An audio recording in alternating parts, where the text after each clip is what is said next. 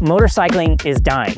Now, I know that sounds dramatic, but statistically, it's true. In the first half of 2025, new motorcycle sales in the US dropped 9%, the weakest start in over a decade.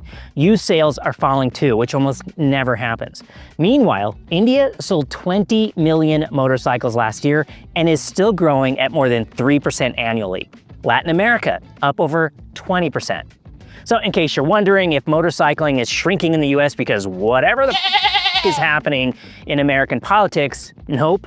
Canada is riding the same downward curve, down 21%, and it's not just Canada. Europe is off 8%, which is wild because globally, motorcycling has never been bigger. Half of the world uses a motorcycle or a scooter every single day, but not us. We seem to treat motorcyclists like vinyl records, a nostalgic hobby for people who still remember blowing on Nintendo cartridges to make them work. And it shows. The median age of a US rider is 47, and it was 40 in 2009, and 32 in 1990. Only 6% of riders are under 25, down from 16% 30 years ago. And it's right there in my own analytics. Only 5.7% of you watching are under the age of 25. 17% of you are under 34, 21% are under 44, 22% under 54, which means a full third of you are over 55 years old. That means the people who grew up dreaming about motorcycles are aging out, and almost nobody is replacing them. So the question isn't, are motorcycles dying? They're not. The question is, why are they dying here? Well, part of it's money, because of course, it's always money. The average price of a new motorcycle has jumped more than 40% since 2020, and that's before you even get to insurance, gear, or that $900 helmet that you convinced yourself was an investment. Insurance for young riders now averages $2,000 a year. For most 20-year-olds, that's not weekend toy money, that's, I guess I'm only eating ramen money. So combine that with student debt, record rent, and wage growth that moves slower than Harley's electric division, and you've got a problem. And it's not just cost, it's perception. I mean, when I was a kid, motorcycles were freedom, they were rebellion, they were Steve McQueen jumping barbed wire fences and Tom Cruise racing F-14s down runways. Now they're mostly something you just see in a Life Alert commercial. The median rider age is 47, right? Which means the average motorcyclist is old enough to remember when MTV still played music videos. You know, back when MTV stopped being polite and started getting real. Some of you got that joke, and if you did, hello, my fellow Gen Xers. I see you. But listen, it's not just a vibe problem. The numbers don't lie. We're losing riders faster than we're finding new ones, and no one's figured out how to make a retirement home Trackday package, well, at least not yet. And that's what the industry calls a demographic time bomb. It means even if sales look okay today, the audience that supports the whole ecosystem, you know, bikes and gear and insurance and training events, it's all aging out. I mean, think about it. If you sell helmets, jackets, or tires, your core customer base is closer to retirement than they are their first motorcycle. Meanwhile, the kids who might replace them, well, they grew up with Uber Eats and a phone that can summon transportation in 10 seconds. So for them, motorcycles aren't freedom, they're just extra steps. And you can't really blame them. For decades, we told young people that motorcycles were dangerous, irresponsible, and expensive. And then we priced them like a 3-year-old Honda Civic. So maybe they're onto something, which actually makes this the perfect time to thank today's sponsor, Uber Eats, for keeping riders like us fed and functional. I mean, after a long day of chasing canyons, the last thing I want to do is cook. By the time I get home, I've got the hand-eye coordination of a Labrador trying to play Jenga. That's when Uber Eats saves the day. A few taps and dinner just appears. No grocery run, no waiting in line, no what do you want to eat debate. Whether it's a quick bite from a favorite local spot or discovering something new, Uber Eats makes it ridiculously easy. You can browse, order, track the courier, and eat all before you take your boots off, except for actually not till you take your boots off.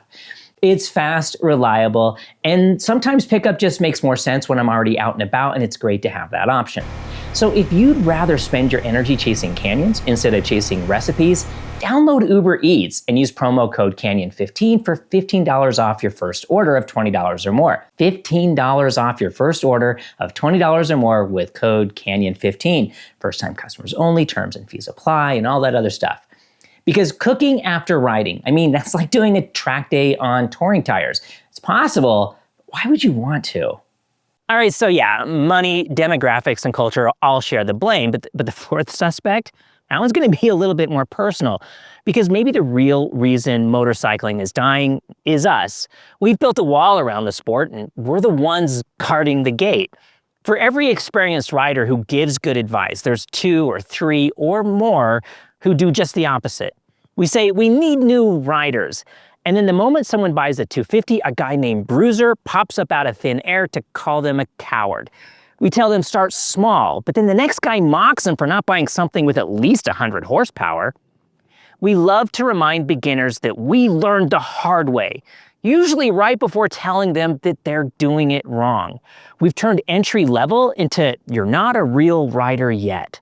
And I see this all the time. Every time I post something about a new rider or an automatic transmission or a smaller bike, there's always one comment. You know the one. You shouldn't ride if you're afraid. Real men use a clutch.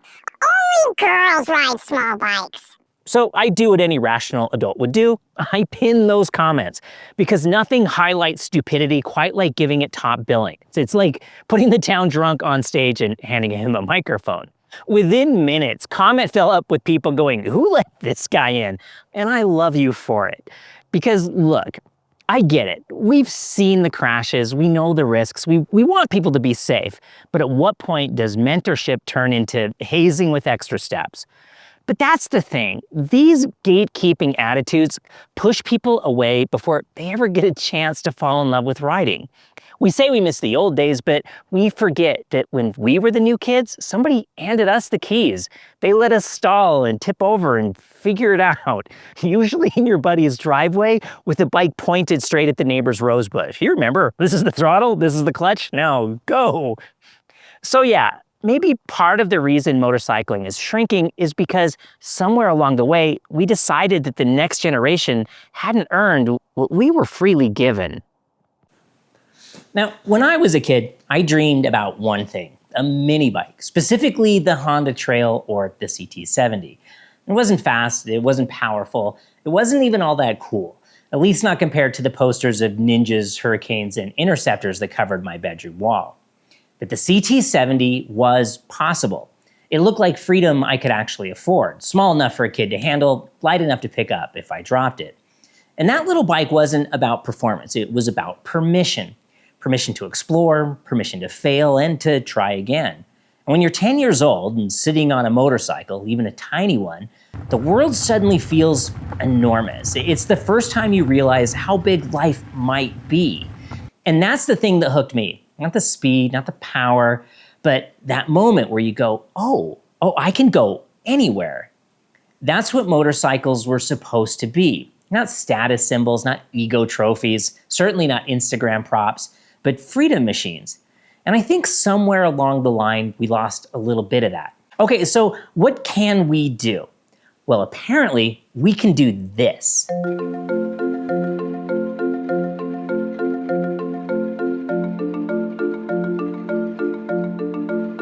This thing is technically sold as a bicycle. It even has pedals, but only in the academic sense. Yeah, it has pedals in the same way a Peloton has a destination. So look at this little thing. They even call it an R6. And do you know how much this thing costs? It's $839. And it comes in 4 colors, including pink. And look, let's be honest. This is a little motorcycle. It's just pretending to be a bicycle so nobody gets upset. And the best part, because it's not a dangerous motorcycle, parents actually buy these things for their kids. Now, meanwhile, when I was 14, if I wanted to go to the general store for a soda pop and a candy bar, the only way to get there was riding my obnoxiously loud 250 Elsinore, smoky 2-stroke dirt bike across town, which almost always resulted in the county sheriff chasing me until I could escape capture by blasting across Old Man Peabody's wheat field. But these kids, They're ripping up and down public streets, riding through the parks, along the paved bike paths, waving to cops, and nobody cares. And wouldn't you have loved to have been left alone like that when you were a kid on your clapped out dirt bike? I mean, look, every evening there is a whole pack of kids on these electric mini bike moped things. They're jumping curbs, riding along side by side, laughing and chatting all the while because, you know, no loud, smoky two-stroke exhaust. These kids, they're not glued to the screens. They're outside being kids who have to be home before the street lights come on. And I look at them and I think, maybe this is how it starts. Maybe this is how we plant the seed again. Because these kids, I mean, I've talked to them, they hate the noise of motorcycles. They don't understand why they're so loud. They hate the fumes. They don't care about the displacement or the name brand on the tank. But they do love the feeling of riding theirs. And they're modding the controllers, overvolting the batteries, and hacking their speed limiters, which, if you think about it, it's exactly what we were doing with carb jets and sprockets. I mean, same spirit, just different tools. But the industry doesn't seem to even see it yet. They're too busy making $30,000, 200 plus horsepower super bikes that nobody under 50 can afford. You know, the kind of bike that looks like it should come with its own 401k. And look, I'm not judging, I own one of those. But this goofy off-brand pedal optional thing, this might be the future. It's small, it's affordable, it's unintimidating. Everything the CT70 was, just reimagined in lithium. So maybe we've had it backwards all along. Maybe the way to save motorcycling isn't to make it louder, faster, or more expensive. Maybe it's to just make it possible again. So maybe saving motorcycling isn't about holding on to the past, it's about letting go of it, at least just enough to make room for what comes next. Because these kids on these little e-bikes, they're not ruining motorcycling, they're discovering it. They're feeling the same thrill that we did. It's just quieter and cleaner and not having to outrun the sheriff or steal $5 from mom's purse for gasoline. And maybe it's time we stop rolling our eyes at that. Maybe it's time we stop treating e-motos like a punchline, or worse, the enemy. Because what if they're not the end of motorcycling, but just the reboot? And look, I get it. For a lot of us, the new electric stuff feels soulless. It doesn't rumble, it doesn't smell like, well, it doesn't smell like anything. But that's not what hooks you. What hooks you is that moment, the first time the world rushes by and you realize that you're the one doing it. And if that moment comes from an electric motor instead of a carbureted one, I mean, who cares? I mean, the feeling's exactly the same. So maybe instead of gatekeeping, we start gardening. We nurture the next generation. We celebrate these weird, quiet, affordable little bikes that get people hooked. And maybe the manufacturers could help too. Maybe stop chasing $30,000 tentpole electric bikes that the only people who can afford them aren't interested in them anyway. Maybe start building these, maybe like a KTM or a Honda, like one of these. Because, you know, the next generation doesn't need us to sell them a lifestyle. They just need us to leave the gate open. And I think if we do that, if we stop sneering at the kids on their goofy little mopeds and start cheering for them, maybe we'll get to stick around long enough to see motorcycling come back to life. Different, sure, but alive. Now, if you haven't seen it yet, please go watch our Honda Dax review next. It's a really great video, and it's the kind of bike that reminds you why you fell in love with riding in the first place. Now, I want to thank all of our channel members for helping keep all this content free and out from behind a paywall, and I want to thank you for watching. Ride on and ride well.